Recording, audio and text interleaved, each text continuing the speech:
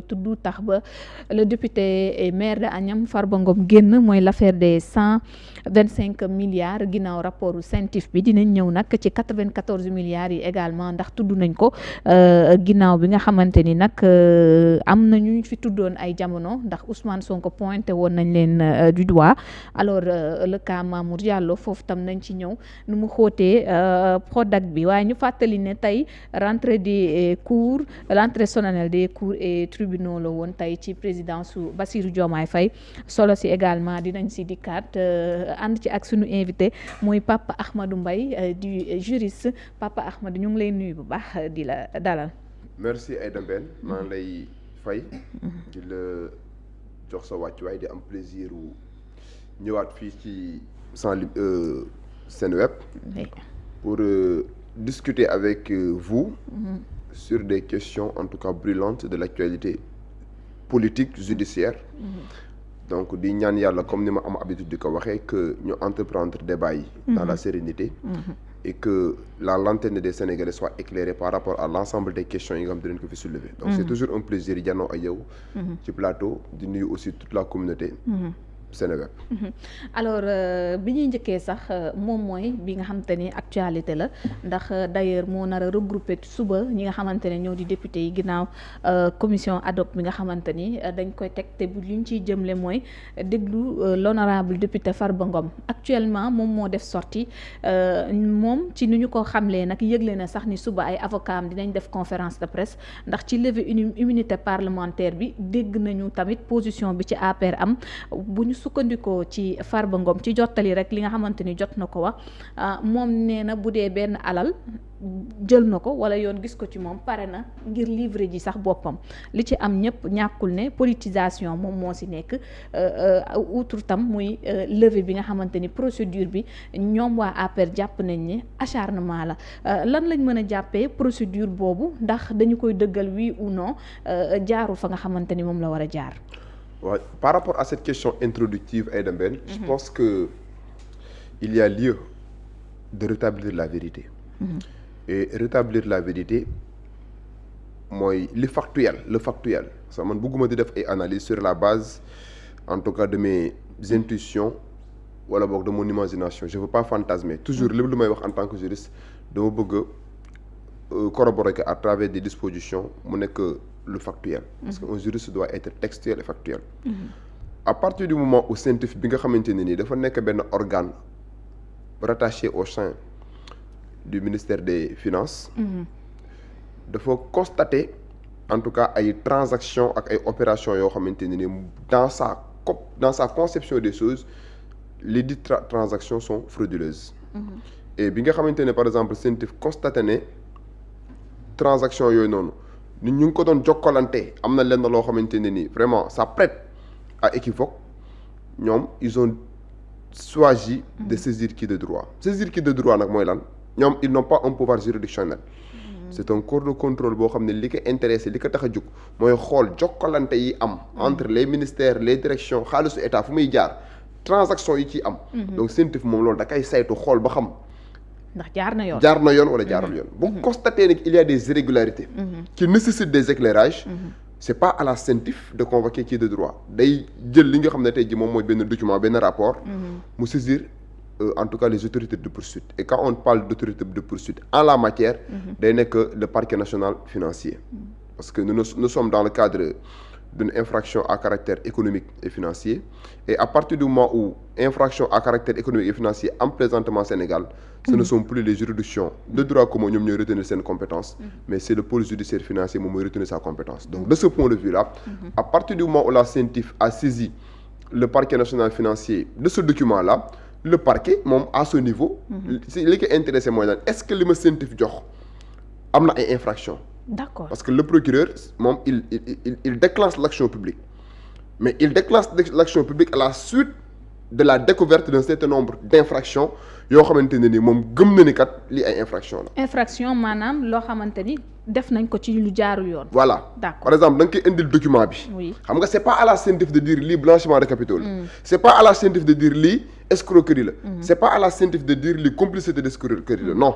La première qualification incombe au parquet bi nga xamante ne ni moom suñ ko joxee ay éléments il a la subtilité d'esprit le procureur de comprendre en tant que technicien du droit en tant que praticien du droit que éléments yi ñu ma jox nii kat en droit ñu ngi koy tuddee blanchiment d'argent éléments yi ñu ma jox kat en droit ñu ngi koy tuddee escroquerie éléments yi ñu ma jox kat en droit ñu ngi koy tuddee complicité d'escroquerie mais la première qualification retenue par le parquet c'est une qualification retenue à titre provisoire autrement dit bu procureur de la République waxee ne lii nii kat ñu ma jox document bi éléments yi ci nekk blanchiment de capitaux la donc loolu parquet bi le lii mën nanoo dem par exemple ba au cours de l'instruction àggagoon foofu noonu et on constate que ay changement mën na am ndekete blanchiment de capitaux la ñu foogoon alors que leneen la loolu on peut l'envisager dans l'avenir il ne faut pas aller trop vite en besogne pour dire que à partir du moment où le parquet a visé ces infractions là infractions yooyu moo am mais li ñu mën a jàppandul mooy li ñu mën a jàppagul à titre provisoire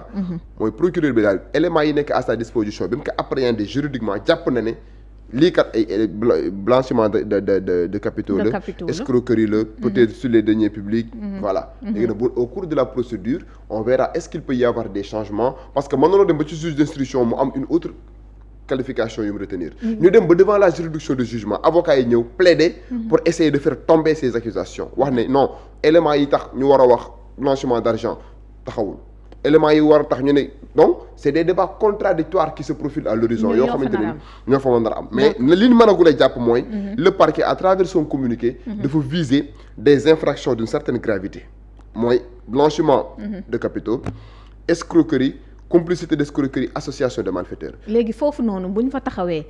lan la mën a tekki ak lan moo nar a fekk tey ci ki nga xamante ni moom la ñu visé par ces infractions là. D'abord par rapport même à la procédure. Je crois que le pôle judiciaire financier. vient juste de mener les premiers actes. Parce que je tiens à rappeler Aïda Mbène. Pourquoi j'ai dit tout à l'heure qu'il ne faut pas aller trop vite en besogne.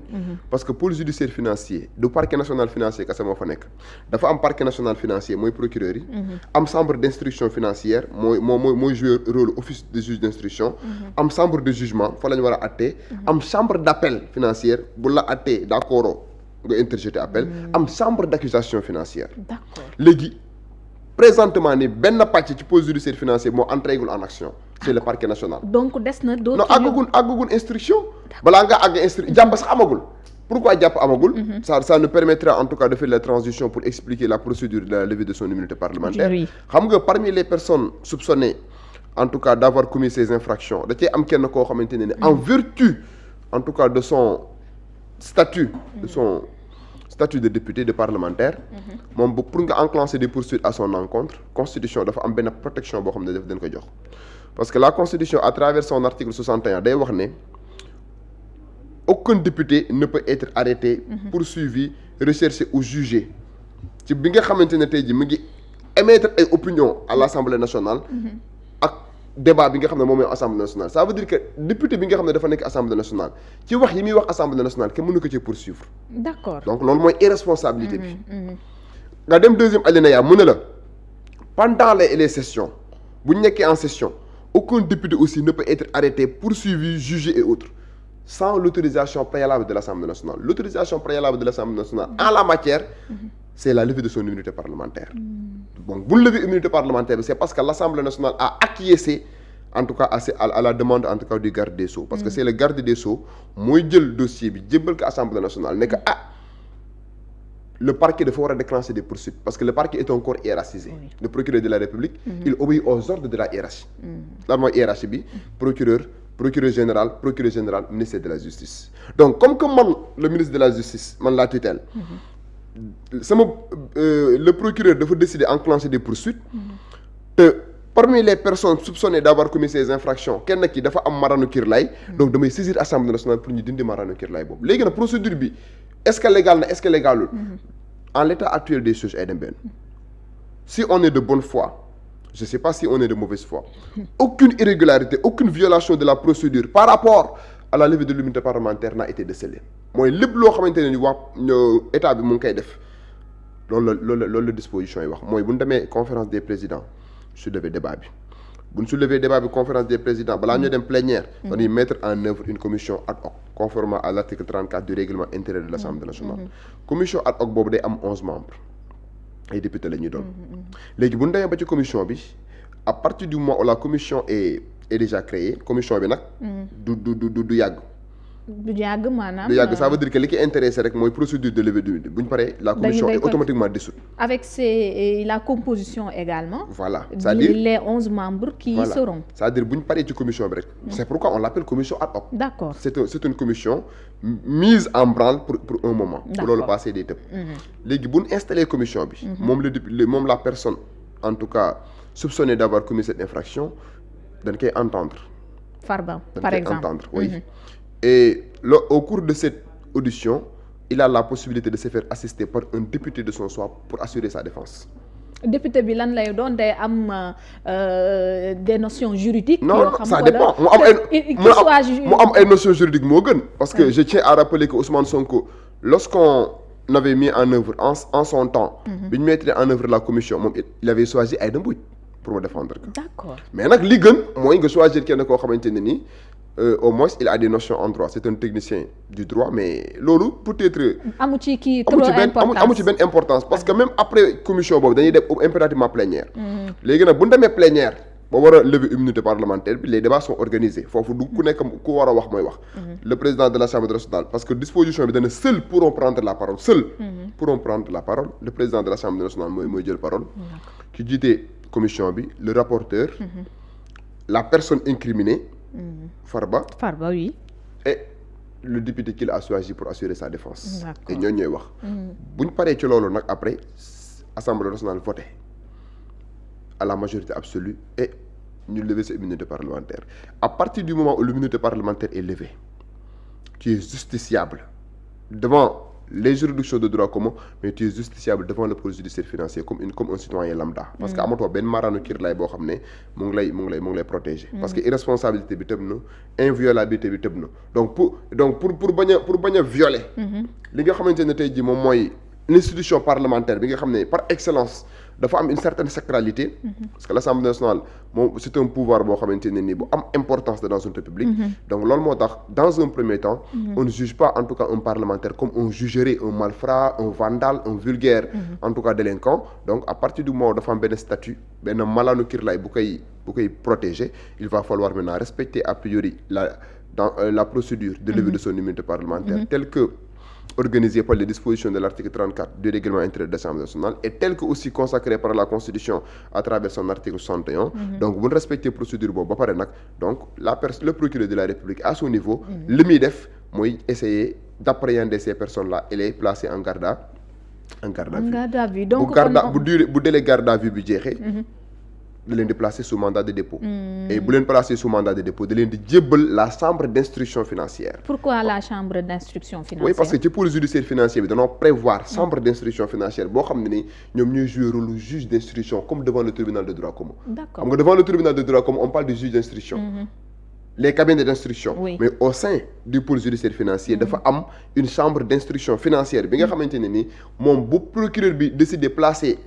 les personnes soupçonnées d'avoir commis cette infraction sous mandat de dépôt moom nag mooy instruire à charge et à décharge. D'accord. et je crois que foofu noonu moo gën a décisif parce que le parquet il se limite simplement à constater l'infraction demander à ce que ces personnes soient arrêtées bu délai garde à vue bi jeexee en tout cas mu placer leen sous mandat de dépôt parquet foofu la liggéeyam yam. comme ni ñu gisee tey ci am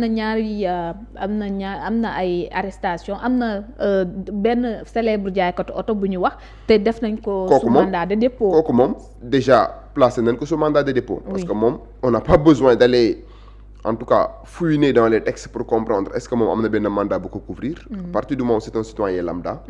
donc moom le parquet bi mu constaté des soupçons.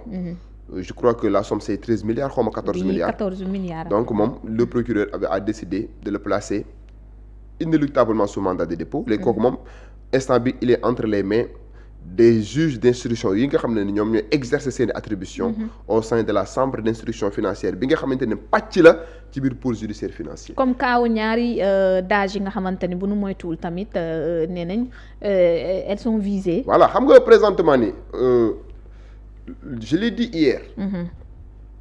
blanchiment de capitaux la ñu wax escroquerie complicité d'escroquerie. mais association de malfaiteurs le fait de viser l'association de malfaiteurs n'est pas fortuit. Pourquoi? xam nga la moo tax c'est pas fortuit. Parce que en général le procureur de la République dans sa compréhension des choses en tant que praticien du droit. Le parquet national financier a compris que en général genre infraction yi bu amee rek. du kenn nit kese mooy daanu parce que ay ingénierie financière lay doon ay montage financier lay doon. maanaam chaîne la boo xam te ni am na fi mu jugee. voilà léegi il faut impérativement nga viser blanchiment de capitaux. mais da ngay concomitamment au blanchiment de capitaux da ngay viser wàlle association de malfaiteurs.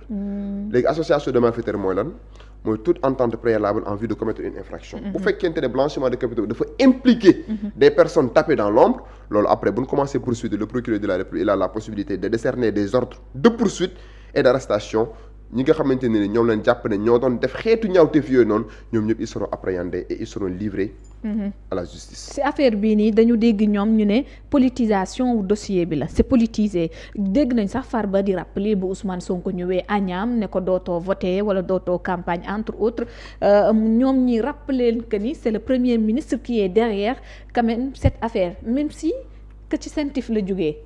waaw mais xam nga Aïda Mbène fan nañ mën a tënkee politisation. xam nga Aïda Mbène man démb j'ai dit quelque chose boo xamante ne nii. man la engagé te loolu moo am. le procureur de la République xam nga Ousmane Sonko taxaw na fi mu ne. man am naa possibilité ma wax ministre de la justice mu ñu am bu ñu waree jàpp kenn ñu jàpp kenn pourtant bu ko waxee reproche bi ñu ko mën a defal mooy peut-être waru ko wax mais pourtant loolu moo am waru ko wax d'accord. nous sommes d'accord mais am na dayo bi. loolu mën na ko def. am na dayo bi en tant que PM. xam nga la moo tax mën na ko def. xam nga ci biir magistrature ñaari type magistrat moo am dafa am ñu tuddee les magistrats de siège am ñu tuddee les magistrats de parquet xam nga juge d'instruction c'est un magistrat de parquet kooku pour ministre de la justice amul sax sañ-sañu di ko jéem a jox ay ordre le juge bi war a juger bu ñu waree taxaw audience bu ñu passé lii la ba war a taxaw àtte juge bi toog war a juger président bi kooku il n'est pas un magistrat du parquet kooku c'est un magistrat du siège kooku dafa am ce qu'on appelle la garantie du principe de l'inamovibilité mooy kooku il ne reçoit d'ordre de personne il juge selon son intime conviction mais tey jii nii à partir du moment où les magistrats du parquet le parquet n'est qu'un corps hiérarchisé qui répond à la hiérarchie mais kan mooy le patron du procureur le procureur dans la nomenclature judiciaire du Sénégal a comme patron le procureur général près de la cour d'appel le procureur général près de la cour d'appel le procureur général près de la cour suprême le procureur général près de la cour suprême ministre de la justice le ministre de la justice qui est son patron le PM donc ni président de la République amee dayooyu demander ministre de la justice mu actionner le parquet pour que ñu poursuivre noonu le premier ministre amee dayooyu demander à ce que le ministre de la justice mu actionner le parquet pour ñu poursuivre léegi nag di ko wax baaxul parce que aussi on doit respecter le principe de la séparation des pouvoirs mais dans la pratique rien ne l'empêche moo tax ñii di rappeler que ni c'est Ousmane Sonko qui avait dit que Farba dootul tax nag ñoom ñu ne pour faire plaisir au PM tax ñuy doxalee nii. non moi j'ai pas cette lecture là Ousmane Sonko mën na def une déclaration politique dans un cadre purement politique. À partir du moment où ñu nekk campagne électorale politiciens yi dañuy lancer ay coups bas. Sous cet angle là moi j'ai pas d'appréciation à faire. Oui. Mais le fait que la CENTIF est-ce que aussi Ousmane Sonko bi muy def cette déclaration là est-ce qu'il n'avait pas une idée par rapport à l'existence de ce rapport. Puisque junjoon na yu fi. Voilà yu nar a feeñ ak yu nar a xew. Voilà parce que du Ousmane Sonko mooy liggéey CENTIF. Et le travail qui a été effectué par la CENTIF. je pense que travail la boo xamante ne ni bi ñu koy def yàgg na nekkul loo xam ne lu bees la. te bu ñu tëb rek viser ay nit. nous sommes bien d'accord. Oui. man daal li nga xam ne moom laay conseiller le sieur Ngom. mooy présentement nous sommes en tout cas à l'orée de la procédure. Il est toujours présumé innocent. La présomption d'innocence, il ne faut pas l'ignorer. C'est un principe à valeur constitutionnelle. Toute personne est présumée innocente. Jusqu'à ce qu'une décision de condamnation soit prise, et faudrait-il encore que les voies de recours soient épuisées. mooy nit ki waxuma sax bi nga koy poursuivre mais même bi nga koy àttee ba pare sax. à partir du moment où toujours am na possibilité mu saisir des voies de recours. il est présumé innocent. Donc la présomption d'innocence du sieur Farba Ngom ne souffre d'aucune ambiguïté, d'aucun paradoxe. Mais nag il n'a qu'à préparer ses moyens de défense moo gën coow lii nii parce que coow lii lépp xumbal guerre da rek da laa woo daanaka menoon de la soupçonner ñi meeting te ñëpp ñëw voilà nañu y avait maître Bocar Thiam Moussa Bocar Thiam. voilà entre autres. xam nga Aïda Mbène. oui bu fekkente ne par exemple dañ la tuumal ci benn affaire. mu am ay soupçons yoo xam ne day peser ci yow parce que jusqu'à présent. on a juste suspecté. léegi nag on verra ba xam suspect boobu noonu ñu am au cours de la procédure on aura une religion. une vision holistique pour comprendre que les incriminations sont avérées entre autres mais présentement nii ce que li ma koy conseillé moom Farba. mooy mu préparer sa ligne de défense dem wuyu ji commission bi bu jógee ci commission bi. bu fekkente ne par exemple le parquet a jugé nécessaire. de demander à ce qu'il soit arrêté. dañ koy arrêté bu boobaa aussi il n'a qu'à préparer sa ligne de défense. daa mel ni moom pôle d'avocat am taxaw na ba pare. ndax li mu xamle mooy suba dinañ def sortie. ñoom itam am lu ñu wax. ci procédure bi. la défense a toujours la possibilité de prendre la parole. on a même l'habitude de dire en procédure pénale que la défense a toujours la parole en dernier. ñoom toujours parce que ñoom ñooy supporter l'accusation. C'est le parquet qui soutient l'accusation, mais c'est la défense qui supporte l'accusation. Donc la défense a bel et bien la possibilité d'alerter comme avocat yi nañ ko yàgg defee ci kaw Ousmane Sonko entre autres def conférence de presse.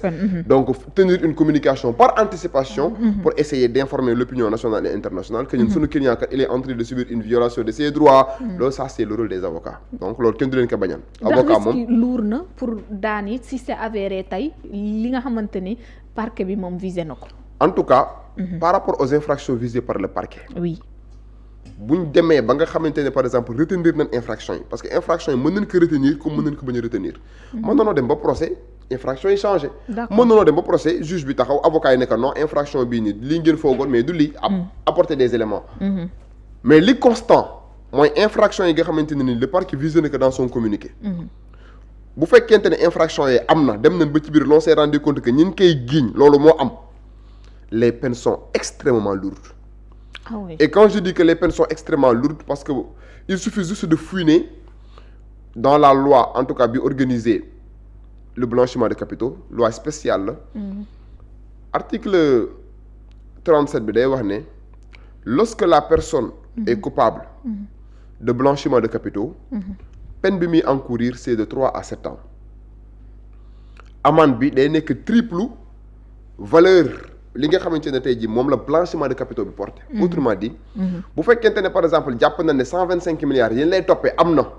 ñu dem ba juge bi constaté ne am na le juge a retenu l'infraction a caractérisé l'infraction et a décidé d'aller vers une condamnation. bu boobaa non seulement risque bi de 3 à 7 ans la. mais par rapport ak amende bi. loi bi da ne. dañuy tripler. valeur bien yi nga xamante ne tey jii moom moo concerné blanchiment de capitaux bi c'est-à-dire bu fekkee 125 milliards la doon toppee ci blanchiment de capitaux bi. danoo war a multiplier 125 yooyu noonu par 3 pour ñu def ko en guise d'amende. mais leneen loolu garaawul te am na leneen lu gën a garaaw nga dem article 39 mu ne la. peine bi article 37 prévoir. mooy 3 à 7 ans. peine boobu noonu. bu fekkente ne blanchiment de capitaux bi concomitamment au blanchiment de capitaux. on a retenu aussi à titre subsidiaire. L'infraction association de malfaiteurs mooy wane ne yow blanchiment de capitaux bi nga koy def. dafa am ay nit yoo lëkkaloo woon di ko def. bu boobaa. article 39 dañ ne peine yi ñu prévoir ci article 37 dañ koy doubler. ah oui. oui léegi bu boobaa xam nga 3 à 7 ans lañ wax. nee na peine boobu dañ koy doubler léegi doubler que mën naa conduire jusqu'à ce que. mën nañ ñu aller jusqu'à 14 ans. 14 ans de prison. parce que en la matière association de malfaiteurs boobu ngay gis jarta xeeb. association de malfaiteurs bi accompagner blanchiment de capitaux bi aux yeux de la loi bi organiser bi incriminer blanchiment de capitaux. L'association de malfaiteurs est constitutive d'une circonstance aggravante à l'infraction blanchiment d'argent de capitaux. Je répète, l'association de malfaiteurs est constitutive d'une circonstance aggravante au blanchiment de capitaux. Et de ce point de vue-là, à partir du moment où on retient les deux infractions, ñu wax ne ñaari infractions yi am na. La personne en tout cas suspectée d'avoir commis cette infraction risque en tout cas de subir les foudres du droit pénal. Ça veut dire peine yi nga xam ne mën nañ ko prononcer à son encontre. wala à leur encontre si c'est plusieurs personnes. parce que on parle de Tahirou Sarr ci biir. Farba da say gën a siiw mais. voilà transaction léegi nag pourquoi Farba gën see siiw et pourquoi procédure bi présentement concerne exclusivement intitut personné Farba Ngom. parce que Farba moom la ñuy tudd turam. moo ñu déclencher dans un premier temps une procédure visant à lever son immunité parlementaire. moo tax Farba moo gën a siiw présentement mais je t'ai dit tout à l'heure qu'il y a d'autres personnes tapées dans l'ombre yoo xamante ne nii au cours de la procédure au cours de l'enquête dina leen déceler et bu leen déceler ñoom aussi ils vont subir le même sort on n'a pas besoin en tout cas de lever leur immunité parlementaire si le procureur décidera en tout cas de les arrêter day demander à ce que tey ñu arrêter leen après on verra maintenant la suite de la procédure mais en tout cas ce que je peux dire mooy aucune violation n'a été constatée dans la manière dont la procédure est diligentée présentement commission ad hoc bi mettre nañ ko en œuvre de manière légale donc on verra maintenant la suite de la procédure c'est très prématuré de crier d'une quelconque violation de la procédure ou bien de la loi puisqu'il n'y en a pas. Alors ci beneen dossier boo xamante ni tamit gis nañu le parquet financier taxaw na ci ndax y a plusieurs dossiers ndax dinañ ñëw même sur Prodac bi taxawaay biñ ci am parquet financier bi on a vu que tamit dafa saisir tey ci xibaar yi ñu jot muy DIC la confier li nga xamante ni moo di enquête bi jëm ci litige foncier bi amoon concernant l'affaire des 94 milliards nañ ko tuddee noonu mu opposé woon la famille de Djily dafa Ousmane Meg ak Djily Mbaye nga xamante ni Ousmane Sonko duggoon na ci lañ joxoñee woon baaraam tuuma Tahibou Ndiaye ak Maam